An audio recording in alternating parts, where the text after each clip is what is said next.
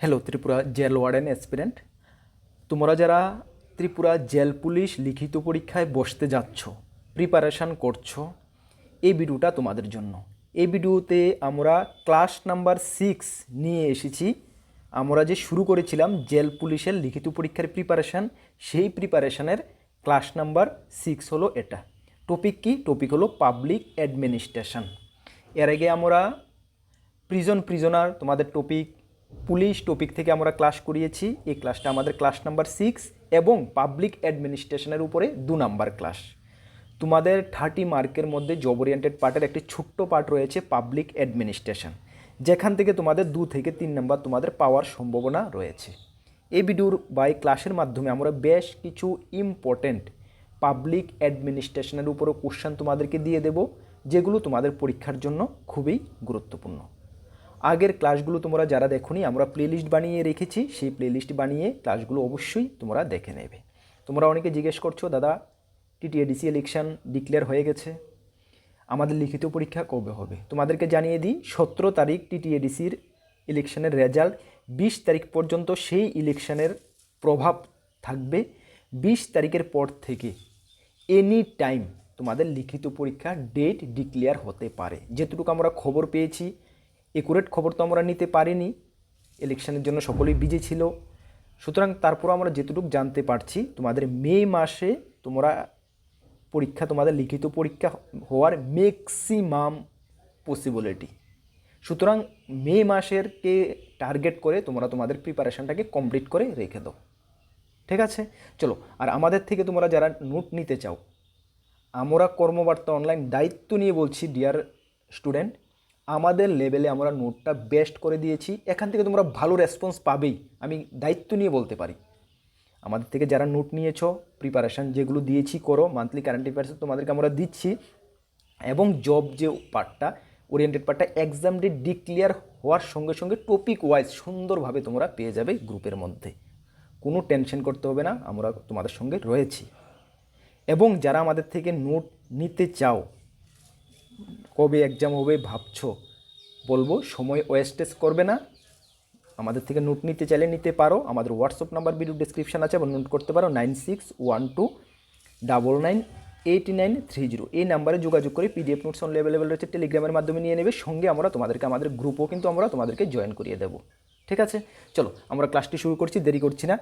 গত ক্লাসে আমরা মেবি 9 নাম্বার পর্যন্ত কোশ্চেন করিয়েছিলাম, আজকের ক্লাসে আমরা 8 নাম্বার পর্যন্ত মেবি করিয়েছিলাম, 9 নাম্বার থেকে আমরা করাচ্ছি। 9 নাম্বার কোশ্চেনটা কি দেখো, জনপ্রশাসন হলো আধুনিক সরকারের সমস্যার কেন্দ্রবিন্দু। কে এই উক্তিটা, মহান উক্তিটা করেছিলেন? যে কোশ্চেনগুলো আমরা তোমাদেরকে ক্লাসে করাবো, মনে রাখবে এখান থেকে তোমরা কোশ্চেন পাবেই, আমি দায়িত্ব নিয়ে বলতে পারি, এতটুকু ইম্পর্টেন্ট কোশ্চেন আমরা নোটসের মধ্যে ইনক্লুড করেছি। জনপ্রশাসন, এই যে তোমাদের পাবলিক অ্যাডমিনিস্ট্রেশন, এই জনপ্রশাসন হলো আধুনিক সরকারের, যে আধুনিক যে সরকার, এই সরকারের সমস্যার কেন্দ্রবিন্দু। মানে সরকার কীভাবে জনসাধারণের মধ্যে বিভিন্ন সমস্যার সমাধান করবে, এই পাবলিক অ্যাডমিনিস্ট্রেশনের থ্রু এটাকে হাতিয়ার করে, এই কথাটাই বলেছেন সরকারের সমস্যার কেন্দ্রবিন্দু। কে কথাটা বলেছেন? এই কথাটা বলেছেন এলডি হোয়াইট। 10 নম্বর কোশ্চেন দেখো, জনপ্রশাসনের উপর প্রথম বই কে লিখেছেন? Very important. জনপ্রশাসনের উপর প্রথম বুক কে লিখেছেন?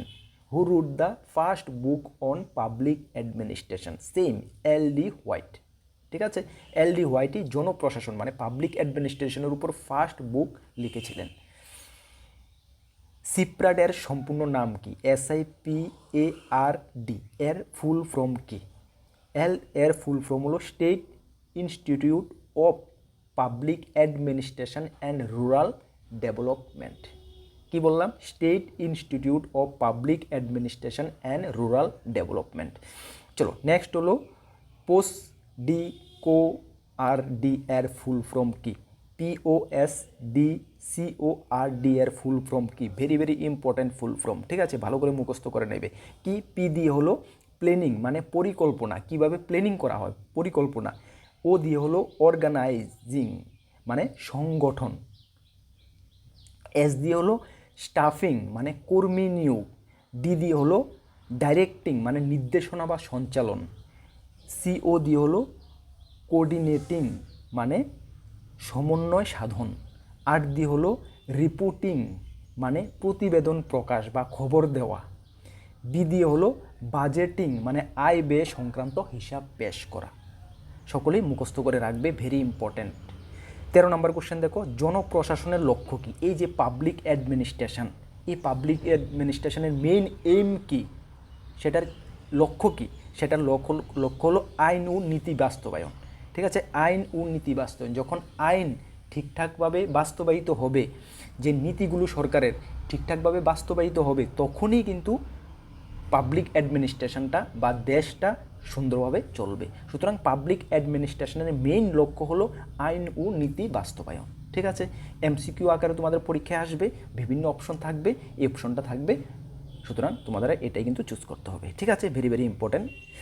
চলো নেক্সট কোশ্চেনটা দেখো, 14 নম্বর কোশ্চেন, প্রাচীন ভারতের কোন গ্রন্থগুলোতে জনপ্রশাসন সম্পর্কে আলোচনা পাওয়া যায়? এই যে আমাদের প্রাচীন ভারতের কোন গ্রন্থের মধ্যে জনপ্রশাসন মানে পাবলিক অ্যাডমিনিস্ট্রেশন সম্পর্কে এখানে আলোচনা করা হয়েছে? এখানে মহাকাব্য, রামায়ণ এবং মহাভারত। এছাড়া কৌটিল্যের অর্থশাস্ত্রও কিন্তু পাবলিক অ্যাডমিনিস্ট্রেশন সম্বন্ধে আলোচনা করা হয়েছে। মেনলি আমাদের যে রামায়ণ এবং মহাভারত যে কাব্যগ্রন্থ, সেখানে তো পাবলিক অ্যাডমিনিস্ট্রেশন সম্বন্ধে রয়েছে, তাছাড়াও কিন্তু কৌটিল্যের অর্থশাস্ত্রও রয়েছে। ঠিক আছে, চলো 15 নম্বর কোশ্চেন দেখো, কে প্রথম রাজনীতি ও প্রশাসনকে বিভাজন করেছেন? এই যে রাজনীতি এবং প্রশাসন দুটা কিন্তু দুটা মেরু। ঠিক আছে, যেটা পলিটিক্স এটা আলাদা এবং পাবলিক অ্যাডমিনিস্ট্রেশন সেটা আলাদা। পাবলিক অ্যাডমিনিস্ট্রেশন সরকার দ্বারা টোটালি পরিচালিত হয় এবং পলিটিক্স এটা পলিটিক্যাল পার্টি দ্বারা পুরাটাই মানে চলে। ঠিক আছে না? আচ্ছা, তাহলে কে প্রথম রাজনীতি ও প্রশাসনকে বিভাজন করেছেন? সেটা উড্রো উইলসন রাজনীতি এবং প্রশাসনকে বিভাজন করেছেন তার 1887 সালে প্রকাশিত দ্য স্টাডি অফ অ্যাডমিনিস্ট্রেশন গ্রন্থে। ইম্পর্ট্যান্ট কোশ্চেনটা এইভাবেও আসতে পারে যে কোন গ্রন্থে উড্রো উইলসন মেনশন করেছেন যে রাজনীতি এবং প্রশাসন দুটা পৃথক? তাহলে দ্য স্টাডি অফ অ্যাডমিনিস্ট্রেশন। প্রশ্নটা ঘুরিয়ে ফিরিয়ে আসতে পারে, তোমরা একটু বুঝে শুনে পড়বে। ঠিক আছে, কত সালে সেটা প্রকাশিত হয়েছিল? 1887 সালে। ঠিক আছে, চলো 16 নম্বর কোশ্চেন দেখো, জনপ্রশাসন অনুযায়ী সরকারের প্রধান লক্ষ্য কী? এই যে বললাম আমার জনপ্রশাসন বা পাবলিক অ্যাডমিনিস্ট্রেশনের মেইন লক্ষ্য কী? মেইন লক্ষ্য এখানে মানুষের কল্যাণ। মেইন তো মানুষের কল্যাণই। যেই কিছু আইন বা যাই কিছু বাস্তবায়িত হবে, নীতি আইন যাই কিছু বাস্তবায়িত হবে, এটার বাস্তবায়িত হওয়ার কারণ কি? মানুষের কল্যাণ, দেশের কল্যাণ, জনসাধারণের কল্যাণ, ওইটাই তো মেইন। ওইটাই তাহলে মানুষের কল্যাণ বা জনসাধারণের কল্যাণ। ঠিক আছে, চলো জনপ্রশাসনে সংস্কারের প্রধান ফোকাস কী হওয়া প্রয়োজন? জনপ্রশাসনে সংস্কারের প্রধান ফোকাস কী হওয়া প্রয়োজন? দক্ষতা বাড়ানো। এই যে জনপ্রশাসন পাবলিক অ্যাডমিনিস্ট্রেশন, সেখানে যদি মানুষের যদি আরও বেশি কল্যাণ করার প্রয়োজন হয় বা কল্যাণ করতে চায় পাবলিক অ্যাডমিনিস্ট্রেশন বা গভর্নমেন্ট, জনসাধারণের কল্যাণ হলেই দেশের কল্যাণ হবে, দেশের কল্যাণ হলেই পুরো রাষ্ট্রের কল্যাণ হবে। তাহলে এই কল্যাণ করার জন্য কি করা প্রয়োজন? দক্ষতা বাড়ানো, যেটা স্কিল ডেভেলপমেন্ট। ঠিক আছে, দক্ষতা বাড়ানোর কিন্তু খুবই প্রয়োজন। ঠিক আছে, যখন দক্ষতা বাড়বে, স্কিল বাড়বে, তখনই কিন্তু বিভিন্ন কিছু মানে অনায়াসে এগুলো মানে তৈরি করা যাবে, দেশের কল্যাণ হবে, সব কিছুর বেনিফিট হবে। ঠিক আছে, সেই কারণে দেখবে মানে স্কিল বিভিন্ন কেন্দ্রীয় সরকার বা ত্রিপুরা সরকারও বিভিন্ন স্কিল ডেভেলপমেন্ট প্রোগ্রাম করে, স্কিল ডেভেলপমেন্টের জন্য বিভিন্ন কোর্স করায়, সব কিছু কিন্তু এমন করানো হয়। ঠিক আছে, ওইটি পাবলিক অ্যাডমিনিস্ট্রেশন মেইন ফোকাস বা লক্ষ্য। 18 নম্বর কোশ্চেন দেখো, লোক প্রশাসনের রাজনৈতিক দ্বিবিভাজন কোন চরণে হয়েছিল? লোক প্রশাসনের রাজনৈতিক দ্বিবিভাজন কোন চরণে হয়েছিল? প্রথম চরণে। ঠিক আছে, দ্য ফার্স্ট স্টেজ, প্রথম চরণে। ঠিক আছে, 19 নম্বর কোশ্চেনটা দেখো, প্রশাসনকে কাঙ্ক্ষিত লক্ষ্য অর্জনের জন্য মানব ও বস্তুগত সম্পদের সংগঠন এবং নির্দেশনা হিসাবে কে সংজ্ঞায়িত করেছেন? J M Pfiffner. ঠিক আছে, চলো নেক্সট কোশ্চেন দেখো, 20 নম্বর কোশ্চেন, প্রশাসন হলো কোনো উদ্দেশ্য বা উদ্দেশ্য অর্জনের জন্য বহু ব্যক্তির নির্দেশনা, সমন্বয় এবং নিয়ন্ত্রণ। এই সংখ্যাকে দিয়েছিলেন, এই সংখ্যাটি দিয়েছিলেন LD হোয়াইট। এই যে উক্তি বা সংখ্যাটি, এগুলো কিন্তু তোমরা ভালো করে দেখবে। এখান থেকে 1 নাম্বার তুমি পাবে, যে কোনো উক্তি বা সংখ্যা থেকে 1 নাম্বার পাবে পাবলিক অ্যাডমিনিস্ট্রেশনে। তারপরে তোমাদের এই ফুল ফর্ম থেকে 1 নাম্বার পাওয়ার সম্ভাবনা, ঠিক আছে? এগুলো ভালো করে দেখবে, LD হোয়াইট, ঠিক আছে? চলো নেক্সট কোশ্চেনটা দেখো, 21 নম্বর কোশ্চেন। নতুন পাবলিক ম্যানেজমেন্ট শব্দটি আবিষ্কার করেন কে? কি নতুন পাবলিক ম্যানেজমেন্ট শব্দটি আবিষ্কার করেন কে? আবিষ্কার করেন ক্রিস্টোফার হুড, ক্রিস্টোফার হুড, ঠিক আছে? চলো তাহলে অ্যাকচুয়ালি মানে কোশ্চেন খুব কম কোশ্চেনে আজকে তোমাদেরকে করিয়েছি। নেক্সট ক্লাসে আরও ম্যাক্সিমাম কোশ্চেন করাতে চেষ্টা করব। বিভিন্ন সবগুলো টপিক আমরা আবার তোমাদের জন্য রিভাইজ করছি, রিভাইজ করে নতুন নতুন ইম্পর্ট্যান্ট কিছু কোশ্চেনে অ্যাড করছি, নতুন নতুন ইম্পর্ট্যান্ট দেখছি। সুতরাং সবগুলো টপিকের উপর আমার কাজ করছি, হ্যাঁ। তো সুতরাং পাবলিক অ্যাডমিনিস্ট্রেশনের উপর আর কোশ্চেন আমরা রেডি করিনি, সেই কারণে না হলে তোমাদেরকে আরও ক্লাস করিয়ে দিতাম। তবে আমাদের কাজ চলছে, তোমরা ডিউ টাইমে সব কিছু পেয়ে যাবে, ঠিক আছে? আর বেস্ট কোয়ালিটি তোমাদেরকে আমরা প্রোভাইড করব, এতটুকু আমরা কর্মবর্তমানে আবারও তোমাদেরকে আমরা গ্যারান্টি দিয়ে দায়িত্ব নিয়ে আমরা বলছি, আমাদের লেভেলে আমরা গ্যারান্টি দিয়ে বলছি, আমাদের লেভেলে আমরা বেস্ট করে দিচ্ছি নোটগুলো, কোনো ত্রুটি আমরা রাখছি না। ভালো কমন পাবে এতটুকু আমাদের বিশ্বাস।